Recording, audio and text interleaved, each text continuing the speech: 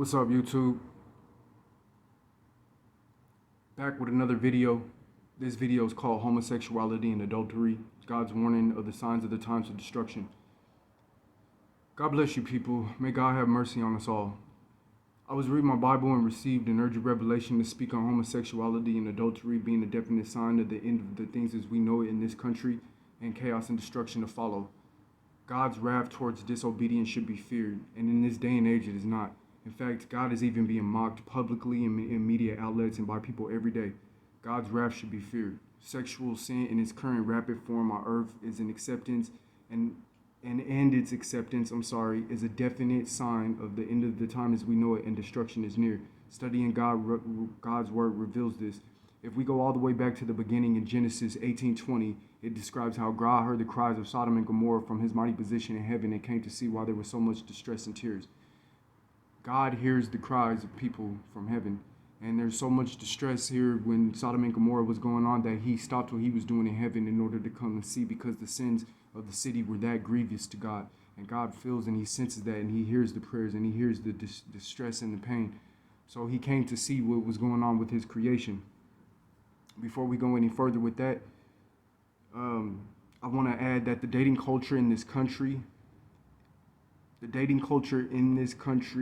is very toxic and evil. In such a toxic and evil culture and environment, people with good intentions are getting involved and experiencing pain and sadness due to getting involved with people, spirits, and devices of hell, and getting themselves heartbroken or hurt in some kind of way. The dating dynamic in this country is highly fleshly, with a self-centered focus on pleasure in its many forms, and evil and unclean spirits that come with this fleshly existence. The results is many people being possessed by lust demons and demons of covetousness, and vanity is rampant. The sins of Sodom and Gomorrah were very grievous to the Lord, so God sent angels to investigate and destroy. And this is going back to what happened in Sodom and Gomorrah. It was a similar kind of culture that we're experiencing today. So he sent angels to investigate and destroy. Genesis 19:4-16 explains how the angels God had sent were enticed, and the men of the city, highly pressed for the angels that God had sent, they had appeared like as unto men to them. They pressed upon Lot for the solicitation of these men. These men and spirits of the city that were burning with lust, abominable lust and vile affections, were taking part in sin that God hates. God heard the cries from his position in heaven, came to and destroyed the entire two cities of Sodom and Gomorrah for the sins of their society. There was rampant homosexuality and also rampant adulterism in Sodom and Gomorrah. And God stopped what he was doing in heaven, and he came to earth to destroy just these two cities. That's how much God hates sexual sin.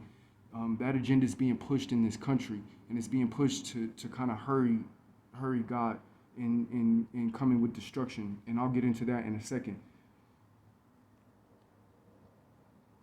God has brought wrath to the earth before many times in other biblical examples, but I wonder how many times he stopped what he was doing in heavenly realm to come and tend to the cries of his creation due to their own lustful desires and sin. The current LGBTQ community and movement in this country, the gender sex changes, and the adulterous nature of society are all clear signs destruction is near. God even warns in detail of these types of people that you will experience in this intoxicating environment. 1 Timothy 5:12 speaks about the idle spirit. Due to boredom, wanders from house to house, tattling, and busybodies. You can use your imagination. And also speaking things which are nothing, making something out of nothing, because their souls are damned. That doesn't sound like a friend or an ally that I'd want to have amongst me. 1 Corinthians 5:9-13 is Paul's warning to men and women who truly desire to live a righteous life. He warns not to keep the company with fornicators. Keeping company with them will leave you in compromising position where you feel like you'll have the right to judge them because of their wrongs. 1 Corinthians 5:12-13 reads, "For what have I to do to judge them also that are without God? Does God not judge which is within me? But them that are without God judges. Therefore, put away from among yourself the wicked. Therefore, you will never have to experience feeling like you have the right to judge them, when only God is really the true judge. We must be weary of the people that we keep in our circles. Proverbs 30:20 warns of the people who give into their lust, attempt to wipe it away as if it never happened, and claim they did not offend. These kind of people and spirits, it is fair to make the judgment to drive them out of your life and to keep them away from mingling and poisoning your affairs. In this day and age, watch the company you keep.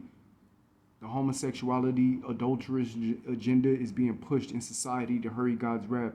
This current system we exist in is near the end. Ironically, it is the powers of hell that are aiding in the push for this agenda. Once the rapture happens and this system falls, there will be a new world order. Do not take the mark, lest you do, hell will take your soul.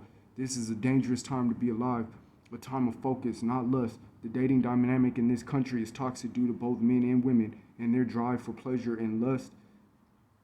The death of the dating coach on YouTube should be now. There is only so much you can discuss something that is toxic and broken and built and designed to hurt people. I mean, you could criticize the other sex all you want, but all that you're really doing is just criticizing the other sex, breeding more negative energy. It is what it is. These are clear signs that we are in the end of the time. This current system that we in is gonna fall. And you know, the focus needs to change. It needs to change, not what's wrong with these females out here, or females, what's wrong with these men, why men are giving up on dating, alpha male techniques. All of this is garbage. The only thing that people should be focused on is not going to hell, focusing on God, because the time is near. You're either going to take the mark of the beast or you're going to live in hell until God's return, Jesus' return, where then he will cast Satan out. But until then, there will be a new world order put into place. People need to understand what's coming. Peace be with you. May kingdom come.